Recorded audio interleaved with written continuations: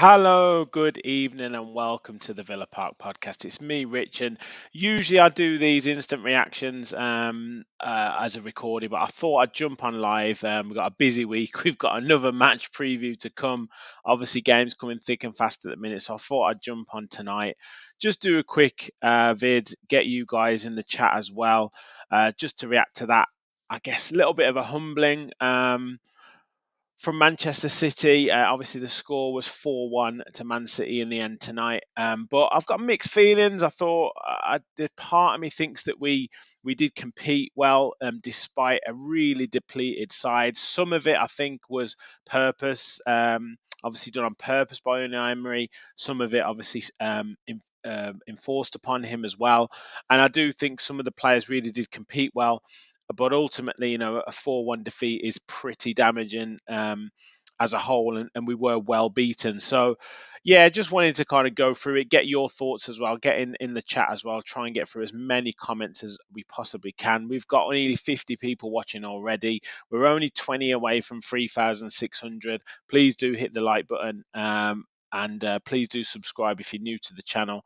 Yeah, if you want to become a member as well, click the dollar sign at the bottom and donate to the channel, or the join button and become an official Villa Park Pod follower. Loads of people in the chat already.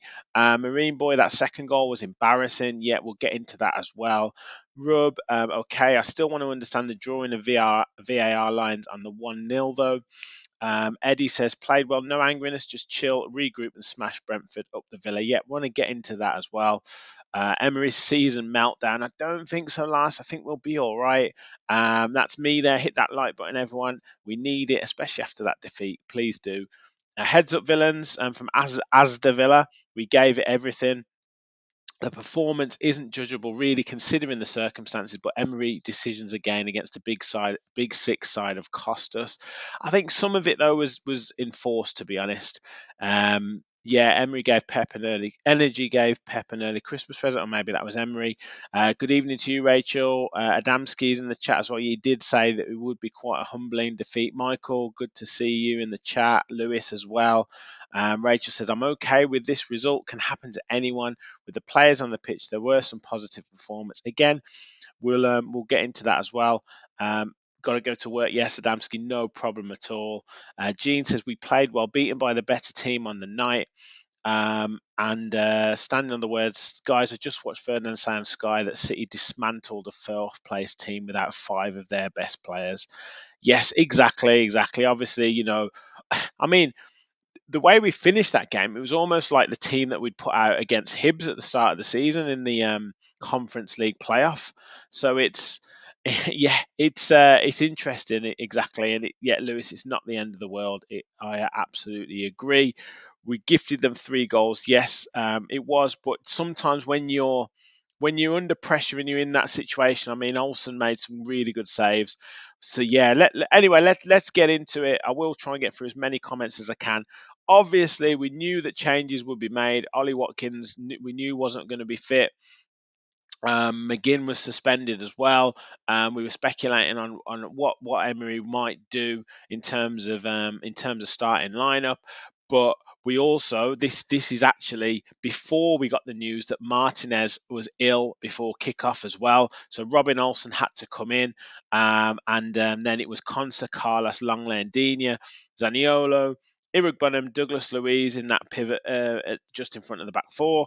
Rogers as well, and then Diaby playing off Duran. And for the, we knew it was going to be difficult already, and then obviously to lose out on Martinez was even bigger miss.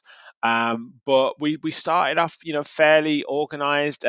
And we knew what we were trying to do. We knew we had some pace up front with Diaby, with Duran, with Zaniolo, and with Rogers, and we would just try to soak up and then try and play through them and hit them on the break. And Zaniolo looks promising right at the start.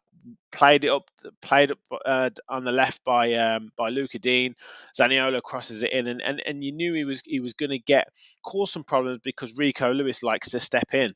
So you knew that was going to be a little bit of joy for us, but we also knew that the pressure and the probing would be done by Man City, and Doku was giving Luka Dean quite a tough time.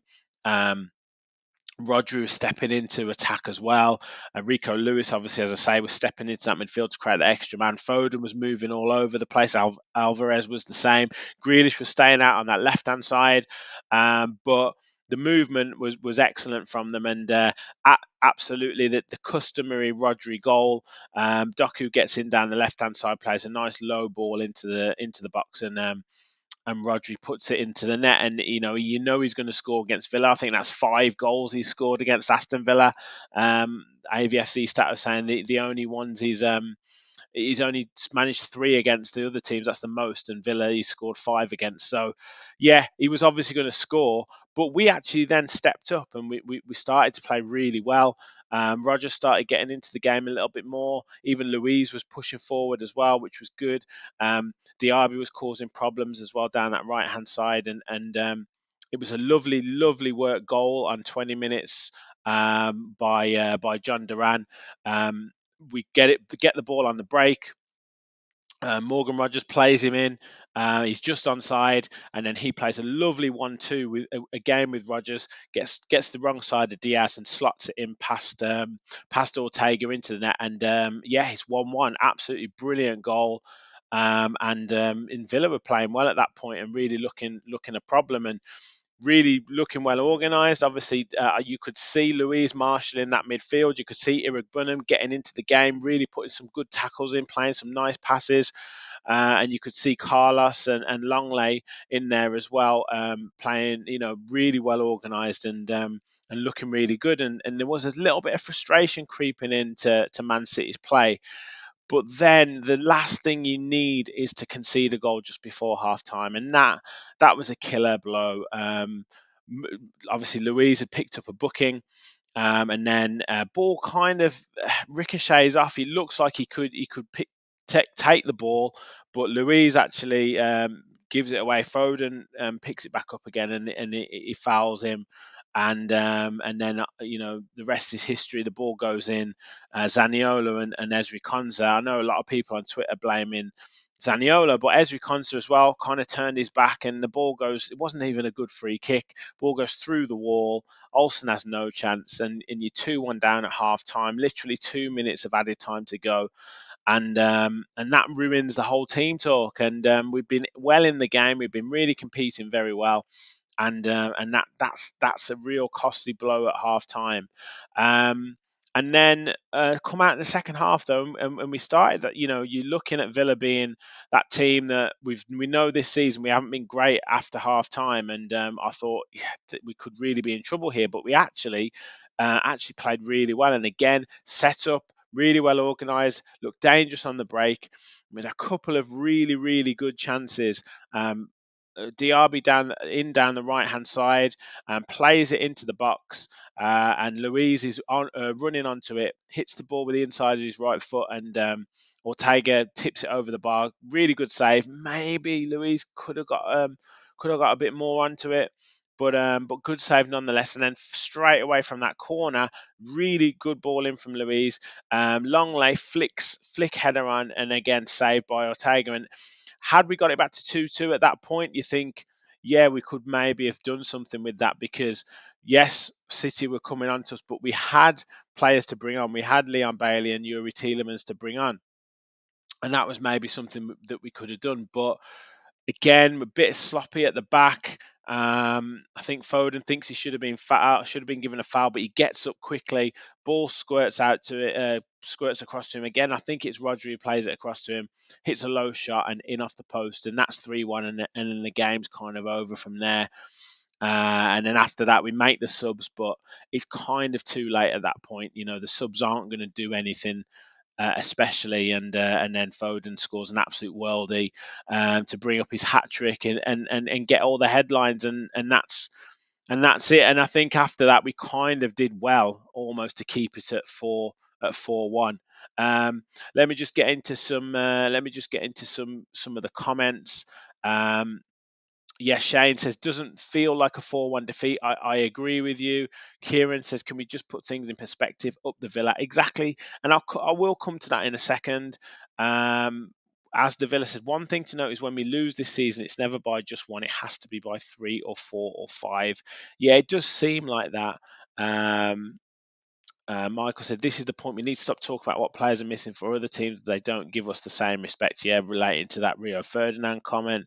Marine Boy, what was Zaniolo doing in the wall for the second goal? Yeah, and Conser, to be fair. Um, yes, Shane, first time Rogers played 90 minutes for us, and I thought he did well. I thought he looked like he could compete as well today, and that will give him so much experience. Duran experience there as well. Bonham has again played really well as the game went on. That's experience for him. Kellyman coming on for 15 minutes or so, that'll give him some great experience. You look at the youngsters that we had on that pitch at the end of the game, and as I say, it looked like just a mishmash of a team at the end. But to hold it there, I know we'd had a couple of chances, but to hold it there, to maybe score at the end as well. Moreno missed an absolute sitter. Maybe could have put a bit of respectability onto the scoreline. That'll give them a lot of confidence. Standing on the word said we had a poor game. We never played to our strengths. We tried to park the bus instead of competing, but McGinn and Kamara not being in there might have forced the tactics. Positives with Duran and Rogers. Yeah, I thought Duran played really well as well, and I think it's more of a circumstantial thing. You're talking about the spine of our team that are missing there. Martinez, Pau Torres obviously didn't play. You've then got McGinn in that midfield. You've got Kamara as well, but in terms of he's long term, and then you've got Watkins. So you're talking 4 out of those 5 will play on Saturday. So that is huge for us, and any team that misses that spine of a team is going to suffer.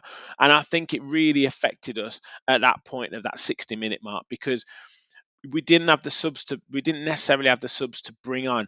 Even if we'd have got it back to 2-2, and we probably should have got it back to 2-2.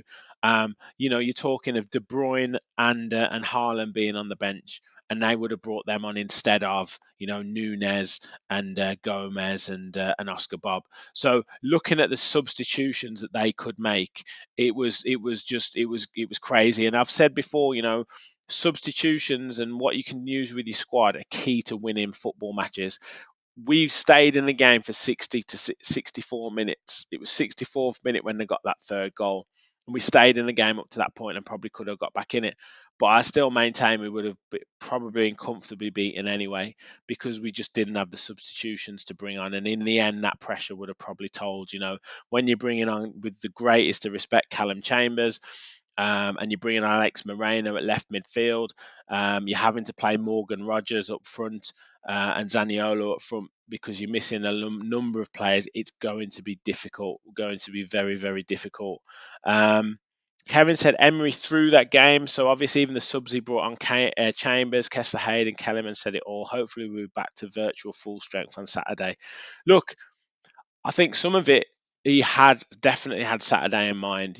Not playing Torres, but then Longlay's done fantastically well. In the side, so that's not necessarily, obviously it's a weakness, but it's not a huge weakness. People were saying Luca Dean's got to play instead of Moreno.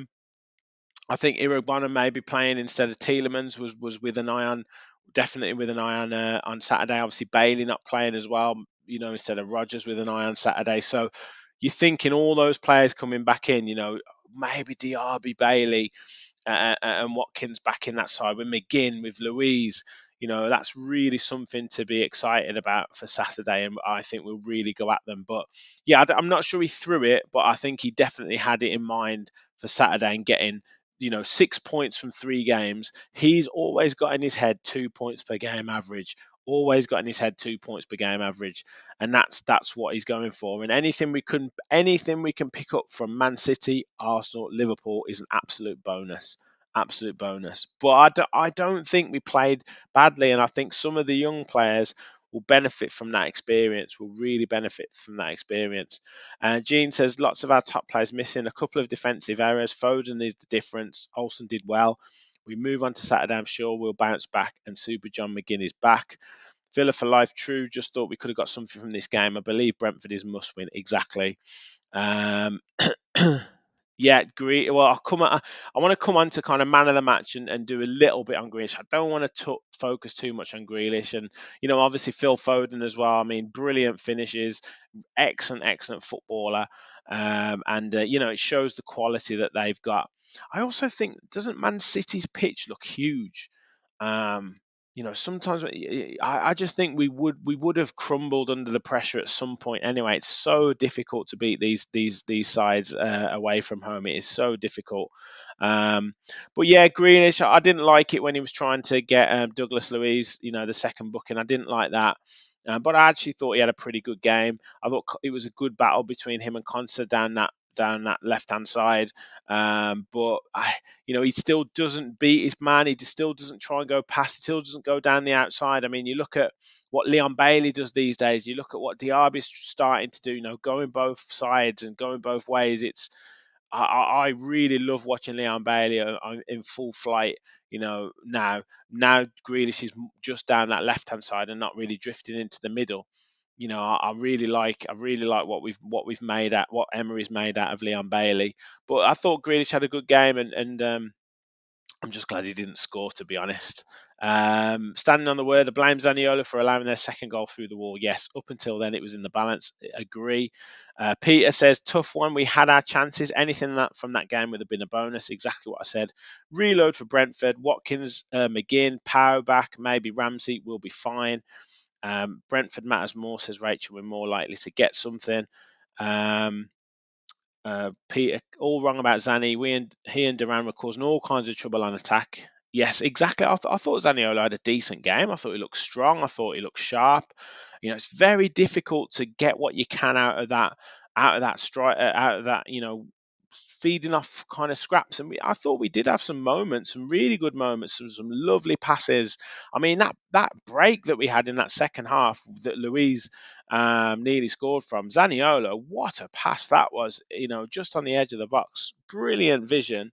And like I say, he's going to play a part in the rest of this season. He really is. Amar said Villa can look forward to Europe next season without Watkins and Louise. Oh, we'll see about that, mate. We will see about that. Cloudy says, I predicted a 3-1 defeat in my head, expected to lose this one, so not too disappointed.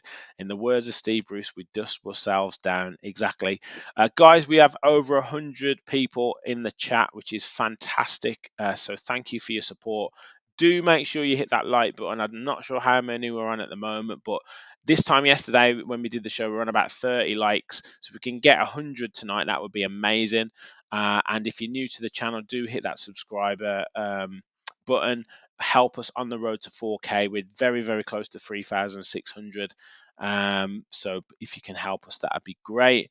Wilson, the Villa subs came on too late. I do think that could have been an option, but maybe we were just in there. Setterstein says Tim looks like a ghost. I thought Eric Bonham played well. I don't know if anyone else in the chat. I thought he made some good tackles. It's so difficult for young players to be trusted on the ball. And when we had Morgan Rogers, who's starting to be trusted more in pressurised positions, Eric Bonham in that position as well. And then by the end of it, you've got Kellyman. You can see players thinking twice before passing them the ball. And that's the problem when you have too many young players on the pitch. But I thought they competed pretty well, to be honest with you. And on Robin Olsen, you're thinking he's literally turned up at the game. He's turned up at the game and he's thought, I'll make sure Emmy's warmed up properly. I'll to go through all the process and stuff. And then he's told, look, he's ill. You're playing. That's a difficult situation to throw yourself into at any point, let alone away at the Etihad Stadium. And to come in, I thought he played really well. I don't think any of the goals are his fault. He made some fantastic saves. Coupled with his feet, which were great coming out. I think was it to Rico Lewis, really good save. He came for some crosses. He was comfortable on the ball when the ball was going back to him. I thought he played really well, and if I was to give a man of the match, I think I'd probably go for Robin Olsen. I have to say, like, I thought he was, to come in that situation, I thought he was excellent. And depending on what the illness is that Martinez has got, he could be playing on Saturday, so I wouldn't have any worries about that. I thought he was very good, to be honest with you. So yeah, you guys let me know your thoughts on man of the match. Who else is in the chat there? Um, yeah, David said, how many teams win one and lose one against Man City? So take that this season. Exactly. Standing on the words, smash the like, support our man. Thank you very much for that. John says, Tim was okay, lightweight at times. Geordie tuned for life. Newcastle fan here wishing Villa all the best, and I hope you smash the cartel and get the Champions League football. Thank you very much, mate. We are going to try our very, very best, and I do think we do it. We've only got we're still 2 points ahead of Tottenham. We've got Man City out the way. They've got some tough games. And Geordie Toonfly, if you make sure you beat Tottenham at your place for us. Paul says Morgan and Big Tim were great. John says Kellyman was poor, not his fault. I think he has some decent touches. My guy says Tim had 5 interceptions. And remember, as David said, he was up against Rodri. So yeah, was it a penalty in the second half on Concert? I don't know. I'd maybe be a little bit disappointed if it was a given against me, but I've seen them given. If the referee gives it, I don't think it gets overturned. Put it that way. As the Villa says, Tim Irigbonen was very good tonight. I've got confidence in him. He's a quality player and he's a typical CDM. Loves a tackle and got good passing on him. Has anyone in the chat seen what Emery said? Let me know in the chat. Yes, Geordie. Don't worry, Rich. We do usually smash Spurs at home. Yes, exactly. Yeah, the referee wasn't great. It's Darren England. He never makes decisions. That's his problem. Never ever makes decisions. So yeah, it's I'm not a big fan of Darren England at all. But look, just reflecting, I thought, like I said, I thought the players competed well. I think someone in the chat earlier on said that I do think we lacked a little bit of leadership. When you're talking about, I think the captain's armband got passed around. Obviously, it was going to be Martinez. He couldn't play. Luis then was captain. Then it was passed to Konza. So yeah, it was. You're obviously going to lack some sort of leadership when you haven't got Watkins on the pitch, you haven't got Martinez on the pitch, you haven't got McGinn on the pitch. It's going to be a little bit lacking. And I did think once he got to 3-1 and we brought Bailey and we brought Tielemans on, I know it got to 4-1, but I did fear the worst. So I'm actually I'm actually fairly pleased that we kept it to 4-1. To be honest with you, if we can get a good win against Brentford on Saturday, I think we'll all be happy. But yeah, it's yeah, I just think it's one of them. We've just got to get over it, use it as a learning experience. A lot of those young players will remember that. We'll get through it. And I think, like I said, for 60 minutes or so, we really did compete really well. We probably could and should have got it back to 2-2. They would have probably made the changes to bring on the likes of Haaland and De Bruyne, though, and probably run away with it from there. But when you're giving those players an opportunity towards the end of the game and they managed to hold out, potentially could have scored towards the end as well. I think they came out with it with a fair bit of credit, and we've just got to go on and do the job against Brentford on Saturday. And you've got to think with. Hopefully with Martinez back, definitely with McGinn back, we should have Watkins back in, maybe someone like Ramsey back in. Obviously, Pau Torres playing as well. Tielemans available as well. We should be getting a decent result against them, and I think we'll be up for it as well. Definitely up for it. Rachel said Emery basically prepared to win but practicing with some players, so he's picking his battles. We've also got Lille next Thursday as well. We've got 3 games this week. We've got Lille at home on Thursday, and then we've got Arsenal away the following Sunday. So at some point, you've got to think, right, let's be pragmatic about this and let's think about where we got the best percentage of chance of winning. And if we can win on Saturday, that gives us then Sunday, Monday, Tuesday, Wednesday. It gives us four good days of rest. go into Lille, get off to a good start with them in terms of the first leg, and then go into Arsenal and see what we can get from them. John said a good 4-0 versus Brentford. Absolutely. As the Villa said, Duran, Zaniolo, Diaby, and Rodgers have stepped up lately. Absolutely. Look, I really want Rodgers to get a goal, and hopefully he does that on Saturday. Zaniolo got a 5.7 on SofaScore. I thought he played all right, I did. I really did. Good point about Leo. Yeah, exactly. And yeah, he definitely deserves praise. I did say something at the earlier, and he was fantastic today. And why can't he play like that for England? I think that's what tells you everything you need to know about the manager for England. That is, tells you everything you need to know. But look, I'm going to leave it there. Like I say, I thought Olsen played well. I thought Iraguanan played pretty well. I thought Duran looked good up front. I thought Diaby looked fairly sharp. I thought we were fairly well organised. One thing I did notice though, Luca Dean doesn't run back very fast at all. He gets forward quite quickly, but he was jogging back a lot of times, and I wasn't particularly happy with that. I thought Louise did all right, and he isn't banned. I think he's got what he needs. If he gets one more booking, I think on Saturday, if he gets booked on Saturday, I think he misses 2 games, but I think it's all right after that. So I think he's on 9 bookings now. So that's good one to watch for Saturday, and hopefully Watkins is back, David. I do hope that, but we'll find out.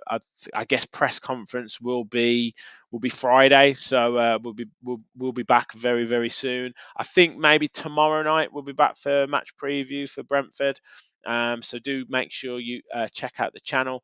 As Geordie Tune for Life says there, give Rich some support. Hit those likes. Like I say, one that we learn from. I don't think we'll get too angry about this defeat. It's not like the Newcastle one where we played really poorly. I thought we played okay, and like I say, with all the players we had out, I thought a number of players, young players particularly, did themselves no harm whatsoever. So yeah, we'll be back tomorrow night. I'll also be back with Gareth at some point for talking tactics, and make sure you check that out. Yeah, on to Saturday against Brentford. Let's hope we pick up the result. Hit those like buttons, subscribe if you're new to the channel, and as always, remember, we'll follow the Villa.